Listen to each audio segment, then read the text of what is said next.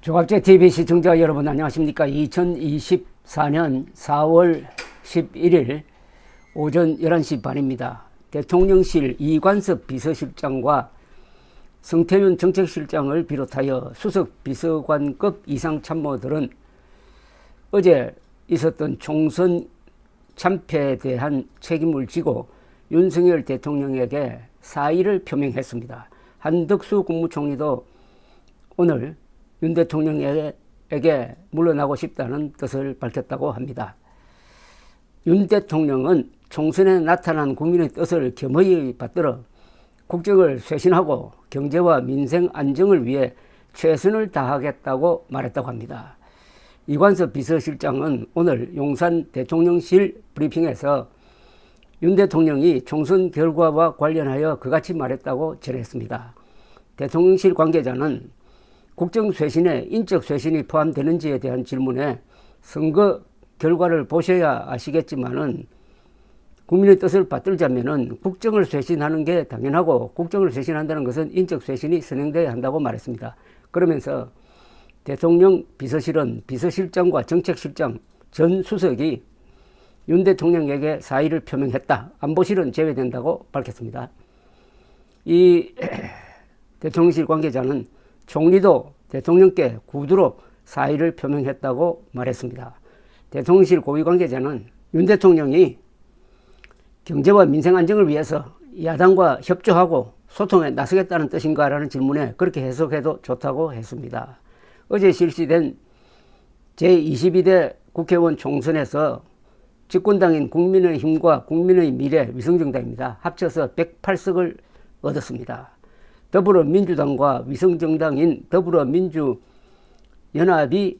합쳐서 175석을 얻었고 조국혁신당 12석, 개혁신당 3석, 새로운미래와 진보당은 각 1석을 얻었습니다.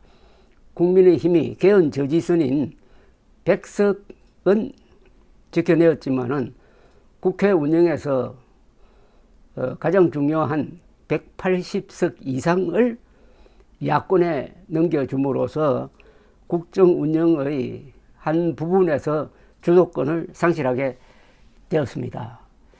내각 책임제 같으면은 이 선거는 정권이 바뀌는 선거입니다. 내각 책임제가 아닌 대통령 중심제의 단점이기도 하고 장점이기도 합니다. 이런 선거에 관계없이 대통령은 5년 동안 자기가 책임을 지고 국정을 운영하는 권한을 가지고 있습니다. 다만 탄핵당할 때는 그 권한이 중단돼 버리는 거죠.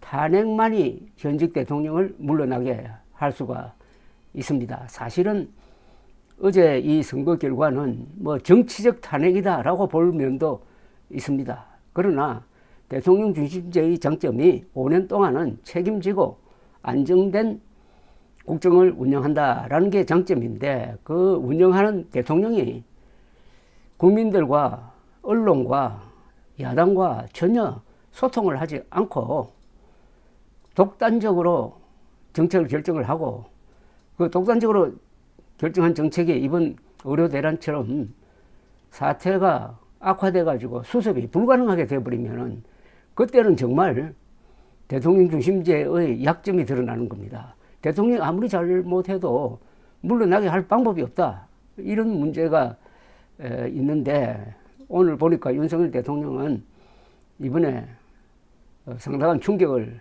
받은 것으로 보입니다. 정치에서도 끝나봐야 끝난다는 말이 통합니다. 야구에서만 그런 말이 통하는 것이 아니고 그래서 앞으로 2년 뒤, 3년 뒤 정치가 어떻게 될 거냐 하는 것은 오늘 결정되는 게 아닙니다. 오늘부터 어떻게 하느냐는 겁니다. 저는 이번 총선 전에 국민의 힘이 당당하게 지면은 재기할 수 있다라는 말을 해왔습니다. 그런데 사실은 국민의힘이 당당하게 지지 못하고 좀 치사하게 졌습니다. 그 말은 여당으로서 자유민주적 가치, 보수적 가치를 꼭 지켜야 되는데 그걸 여러 개 그냥 값싸게 팔아넘겨 버렸습니다. 제일 아주 희극적인 것은 세종시 충남 사람들 표를 얻기 위해서 여의도 국회를 세종시로 옮기는 이른바 자기 말대로 한동훈 말대로 정치 수도를 건설하겠다고까지 했는데 전혀 먹히지 않았습니다. 그러니까 완전히 국가 정체성을 표를 얻기 위해서 날려버렸는데 표도 얻지 못했다 이겁니다. 이거는 더럽게 진 겁니다. 그러나 어제 밤에 개표를 보시면 알겠지만은 그런 가운데서도 개별적으로 개인적 능력이 뛰어난 사람들이 그 어려운 가운데서도 이겨냈습니다. 제일 좋은 예가 국민의힘 소속은 아니지만은 전 국민의힘 대표 이준석 후보가 화성을에서 기적적인 역전극을 펼친 것입니다. 그 선거가 이번 총선의 가장 하이라이트죠. 가장 감동적인 장면이죠. 그리고 나경원 후보도 출구조사에서는 지는 걸로 나왔지만 상당한 차이로 이겼습니다. 안철수 후보도 이겼습니다. 김태호 전 경남지사도 어려운 환경에서 김두관 씨에게 이겼습니다. 이런 분들 이준석, 안철수, 나경원, 김태호 이런 사람들은 이제 윤석열 눈치 볼 필요가 없습니다. 윤석열 대통령이 오히려 이 사람들을 눈치를 봐야 됩니다. 이제 윤석열 대통령의 정치적 운명은 국민의 힘에 달려 있습니다. 국민의 힘이 협조를 해줘야 됩니다. 그러지 않으면 정말 큰일 납니다. 이제는 완전히 국민의힘이 칼자루를 잡고 있다고 볼 수가 있습니다. 그래서 당정 관계가 근본적으로 바뀔 것이라고 생각을 합니다. 그래서 국민의힘이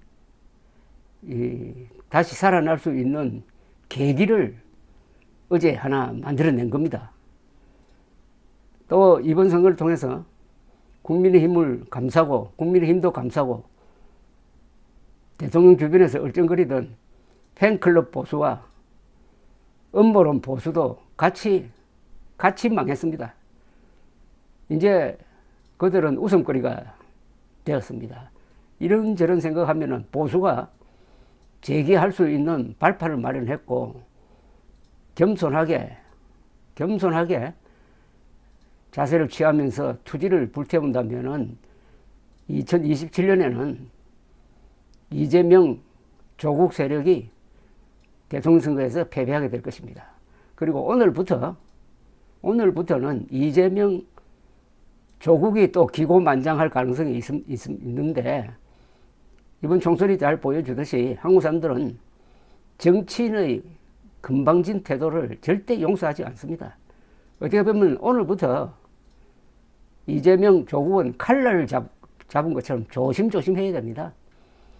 그래서 이 선거가 무서운 거고 어제 선거는 다방면으로 한국의 민주주의를 활성화하고 민주주의의 격을 높이는 위대한 국민의 선택이었다고 생각됩니다. 감사합니다.